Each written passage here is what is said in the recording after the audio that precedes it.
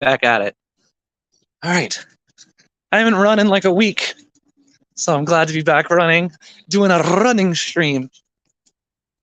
I was talking to a runner yesterday, and she said she was talking about running, being able to talk and run. Oh, because she was talking about running with a friend. They're saying like talking and running is really good for you. So I was telling her about the stream.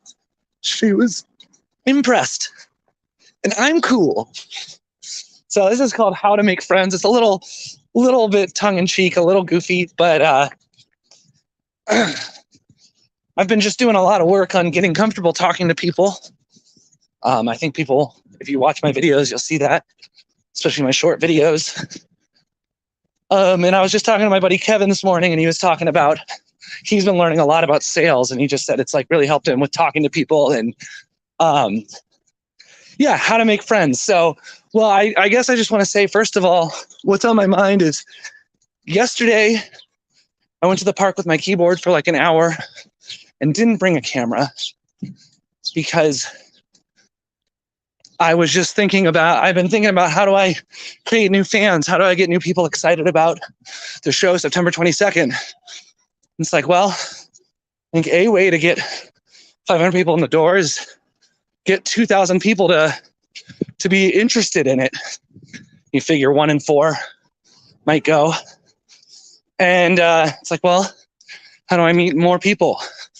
It's like, what if I just go out to the park with my keyboard and just go meet people? And I definitely like filming it because it's fun to make the videos. I think the videos have the potential to amplify the joy created in that moment and spread it with even more people. But I don't need to film it to create a joyful moment, to create a connection. And I think I realized that there was a little part of me that was like afraid of like thinks like, oh gosh, like, well, how do I say it? Having a camera guy kind of legitimifies it a little bit. Hello, dog. This dog is staring at me. Do you want to be friends? Ooh. And well, kind of had this story that having the camera makes it more legitimate, and not having the camera makes me just the crazy guy in the park with the keyboard. But I kind of realized either way, I'm the crazy guy in the park with the keyboard. And it was fun to just be brave enough to just like approach people with the keyboard and make some nice moments with them. And yeah, I think I made up like 4 or 5 songs and interacted with close to 10 people. Got 1 follower out of it and handed out some cards. So maybe they will check out the card and follow me there too. But yeah, it was just nice to feel fruitful with that, realizing I don't need to film it. So how to make friends? Well, the very, very, very simple answer, which actually I think in life a lot of things are simple, they're just not necessarily easy. So really simple is just talk to people. Just go up to people and say hi. And yeah, that's like kind of, in a sense, it's like, well, that's bogus advice. Like, of course, that's what you do. But a lot of people don't do that. And so I think maybe before you do that, what you got to do is get in a headspace where you're not worried about having friends or not, where you love yourself enough to not need friends. And then you can approach people without an expectation that they have to give you anything. You can just approach them just to approach them. You know, when you're I don't know how people with like jobs where they go into an office are. I don't know if they become friends with their coworkers, or people can't stand their coworkers, or they're just amicable with their coworkers. I really don't know what that looks like on average, because I've never done that. But I do know with my line of work, I'm not seeing the same people 5 days a week like I would in school. So there's like definitely a need to be more intentional about it to create friends. I think people overall seem to be afraid to ask for things. Like even in terms of friendships, like, well, let me say this. I'll say approach friendship like you don't need it, but also recognize you do have needs. And one need we have as people is community and connection and friendship. So it's to refine the answer a little bit more, it's recognize that you don't need any one particular person to be your friend. But also, like, community is necessary to living a fulfilled life. So you need friends. And I think that can help you. This is, I think, dating advice too, like going into talking to someone with the mindset and belief that you're partying on your own. You're having a good time just being you. And whoever you're talking to is welcome to join your party. And if they don't want to, that's actually not a reflection of you at all. They just don't want to. It's that simple. It's actually a gift they're giving you by not wanting that, because then okay, let's just not force this. Let's thank you next this situation. I was talking to a friend yesterday, and he was just talking about the idea.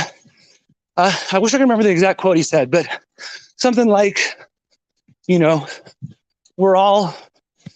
all come from one mind, one entity, one universe. I'm comfortable saying God. I know some people aren't, so I'll be loose about it intentionally.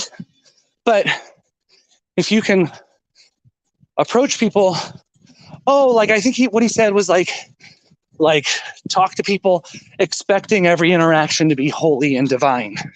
It's like, wow. And it's like, if you can approach people and look them in the eyes and see them as God and as you, as a reflection of you and as you're a reflection of them, and see that you could be them and they could be you, you can create a wonderful possibility of connection that you otherwise might not create. And me and this friend, we were talking about it specifically in terms of like approaching beautiful women. I think guys just don't approach beautiful women because they see them as another. They see them as not the same as them. And I think being able to see them as I'll say just humans and an image of God and a reflection of you, you can approach them and expect a holy interaction. Even if that is no thank you, I'm not interested. I'm just talking about this, reminded of this Steve Chandler thing I listened to a few weeks ago, which was his definition of optimism was, he said one tenet of an optimistic person is they approach interactions with other people with a sense of openness, curiosity, possibility, and a belief that you have something to give to that person and that person has something to give to you. And I think that's just wonderful and beautiful. And I'm curious about living my life more like that, to see what kind of doors can open up. I believe we all have something to give to each other. Your dog is beautiful. I went to the park yesterday and I had to shed is this weird just to play a song with them and I'm filming it? And it's like, well, what if I'm approaching these people I talk to with curiosity, possibility, and openness, and a belief that I can play a song for them and I can really make their day. And then we can establish a relationship where we can help each other. What if they love the song so much, they follow me, they start checking out my music, and my music really transforms them. They go, wow, this guy's really making some fun, interesting stuff. I love it. And then they tell their friends about it. Not as a way to lift me up and make me a cool guy, but as a way to help them. And, you just never know. Maybe they have a company event they need music for, and I can provide that service to them. Or, I don't know, they watch the stream and it really helps them when they're feeling uninspired. Yeah. So I think the way to make friends is to be your authentic self. And, be yourself is the most cliche advice. And I think I think there's more to it than just be yourself. Because I was talking to a buddy, and I don't want this StreamYards thing. Oh gosh, we'll put the Venmo banner up. Haven't had this one up in a while. One of my friends, he was saying the problem is some people, when they're be themselves, like they're a horrible person. It's like, well, I don't really believe anyone's a horrible person. I think people might behave horribly because they're not seeing things clearly. And I think, everybody's doing the best with the information given to them in the moment. So while it might seem like someone's behaving horribly, like we don't know what's going on in their head. And I think actually your most authentic self is a beautiful, valuable addition to the world. I just don't think a lot of us have done the inner work to tap into that, because the myself today is different than the myself from a year ago. And I think the version of me that shows up in life is actually way more comfortable and open and inviting and loving and warm than older versions of myself, younger versions of myself. It's funny. Older, younger, time. Ugh. We're almost home, baby.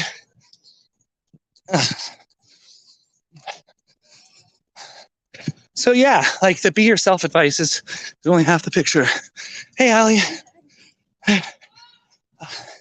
Because I think it's like be yourself and work on being the version of yourself that you love the most.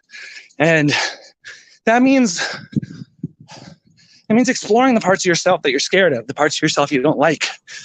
I'm really starting to step into loving that I take up space in rooms, that when I talk, crowds listen. Loving that I actually have hard stances and I don't believe in the traditional paradigm, the left versus right, red versus blue. I don't believe that at all. I think it's a total trap. And I used to be scared of that because I didn't know how to deal with it. And I think I yelled at people about it. I don't talk about it too openly because it's very challenging to people, but it's where I'm at. And I love that I'm there because it makes my heart ache to see people stuck in that paradigm, to see people I know and love who are on team blue or team red hate the people on the other team and believe there's nothing redeeming about them. It's like, I wouldn't be so quick to judge people like that. And just like from the heart, both teams are liars. They really are. They're actually the same team pretending to be different teams. And they love that we're fighting over stuff while they're doing whatever they want.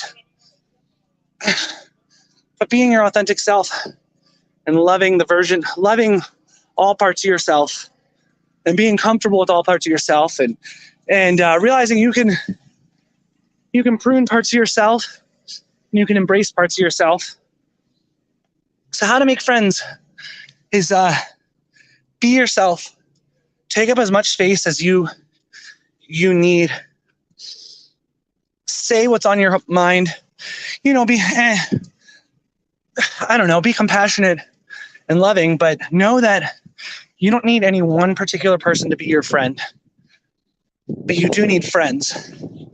And the way you can do that is by going up to particular people and talking to them and seeing if sharing the space lifts each other up. All right, running stream done. Feels good. September 22nd, we're at Epiphany Center for the Arts. See you there.